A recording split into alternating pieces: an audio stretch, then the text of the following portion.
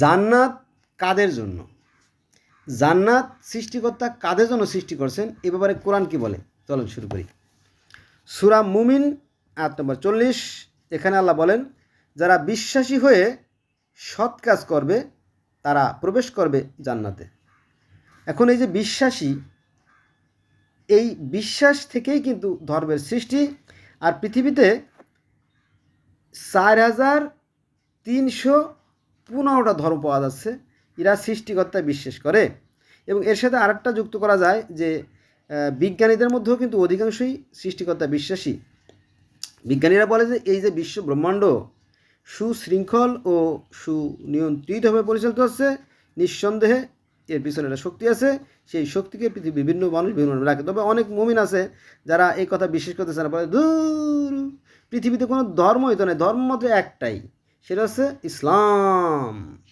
ইসলাম ধর্মে যে একবার কলেমা পড়লে সে জান্নাতে যাবেই যাবে, বুঝছেন না? এটা যদিও একটা ধোঁকাবাজি। তো ঠিক আছে, এটা আমার তো কোনো অভিযোগ নাই, কিন্তু কোরআন তা বলছে না। কোরআন তা বলছে না।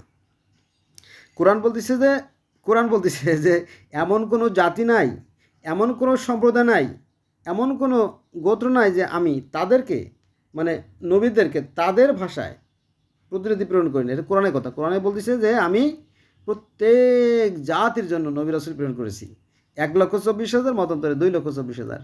কিন্তু হুজুর বলে না, হবে না, একদম সব হুজুর মানে সব নবী রাসূল বাদ, আমরা যেটা বলবো এটা রাইট।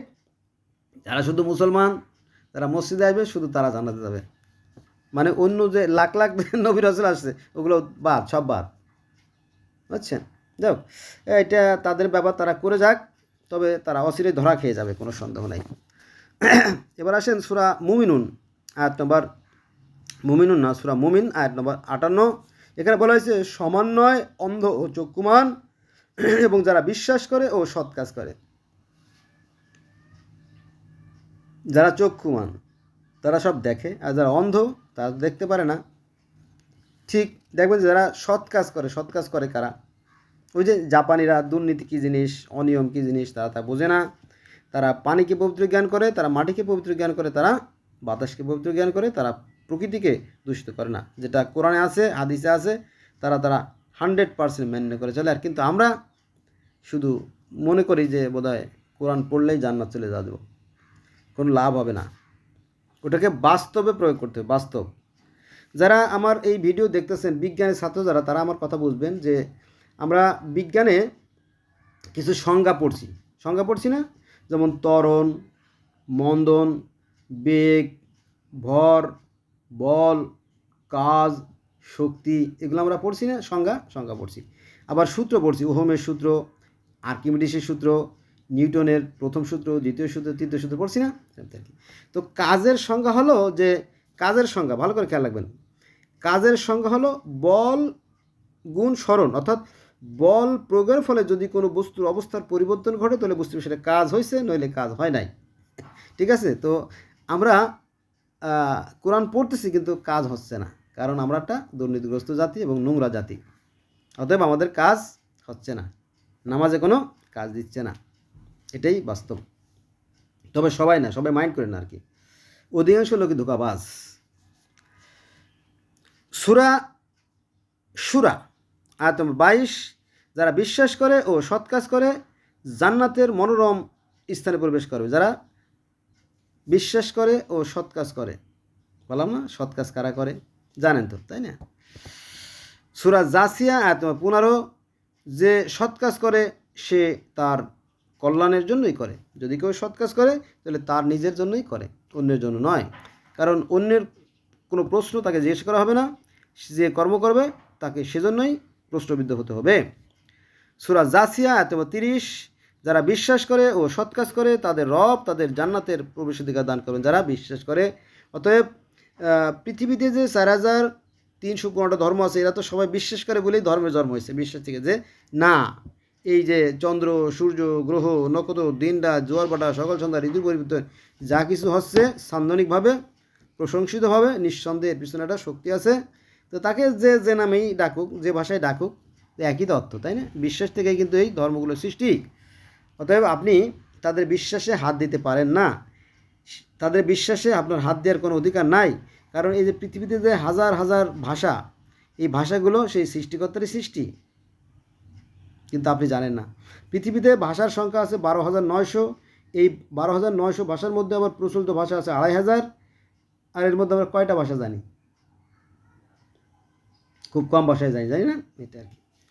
তো এই ভাষাও সেই সৃষ্টিকর্তা সৃষ্টিকর্তা মানুষকে যে ভোকাল কর্ড অর্থাৎ বাক্য তৈরির যন্ত্র বা শব্দ তৈরির যে যন্ত্র দিয়েছেন, এটাকে ব্যবহার করে সে ভাষা তৈরি করে। যেমন আমি এখন বাংলাদেশে বাংলায় কথা বলতেছি, আমি যদি ইটালিতে যাই তাহলে আমাকে ইটালিয়ান ভাষা শিখতে হবে। আমি মতিঝিল থেকে, শাপলা চৌধুরীর আশেপাশ থেকে কয়েকটা ইটালিয়ান ভাষার বই নিয়ে যাব। আমি যদি রাশিয়াতে যাই তাহলে রুশ ভাষার কয়েকটা বই আমি ওখান থেকে কিনে নিয়ে যাব, অথবা নীলক্ষেত থেকে বাংলা বাজার থেকে কিনে নিয়ে যাব। আমি যদি চায়না যাই তাহলে চায়না ভাষার কিছু বই আমি কিনে নিয়ে যাব, তাই না? ফকিরাপুলের আশেপাশ থেকে।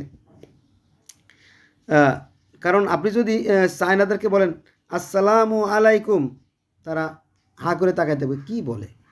অথবা আপনি যদি এভাবে বলেন যে peace be upon you, মানে পিস মানে শান্তি, বি মানে হোক, আপ মানে উপরে, টু ইউ আপনার উপর শান্তি বসিত হোক, তাহলে হা করে তাকা থাকবে। কিন্তু আপনি যদি বলেন নিহাও, তো বলে যে নিহাও। আপনি যদি চীনদেরকে বা জাপানিদেরকে যদি এভাবে নিহাও বলে সম্বোধন করেন তাহলে তারা ডাকে সাড়া দেবে। কিন্তু আপনি যদি বলেন আসসালামু আলাইকুম, তারাও সে বুঝবে না। আর যদি বলেন যে peace be upon you, তাহলে তারা বুঝবে না। তাদের আলাদা একটা ভাষা আছে, অর্থ একই রকম। কারো হ্যালো, হাই, হ্যালো, তাই না, বলে হাই। আপনি একজন ফরেনার, একজন বিদেশি আসলো আপনার দোকানে, আপনি জিজ্ঞেস করেন যে হোয়ার আর ইউ ফ্রম, আপনি কোথা থেকে আসছেন। Then she tell to you or answer to you I have come from China or Russia, Ireland, Greenland ইত্যাদি ইত্যাদি। আপনি যদি ইংলিশে বলেন তাহলে তার উত্তর পাবেন, যদি বাংলায় বলেন সে কোনো উত্তর দেবে না। বোঝা গেছে? এখানে জ্ঞানের জন্য শিক্ষণীয় আছে, যদি আপনারা বুঝতেন আর কি। যাক, এলো বিষয়। তো এই যে আমরা বিশ্ববাসী বা পৃথিবীবাসী, আমরা একই স্রষ্টার সৃষ্টি, একই আদমের সন্তান। চলুন আমরা আমাদের চিন্তাকে কাজে লাগাই, আমরা দায়িত্বশীল আচরণ করি। কারণ আমাদের সম্মুখে সমূহ বিপদ, আমাদেরকে কাঠগড়ায় দাঁড়াতে হবে, বিচারের সম্মুখীন হতে হবে। ধন্যবাদ সবাইকে।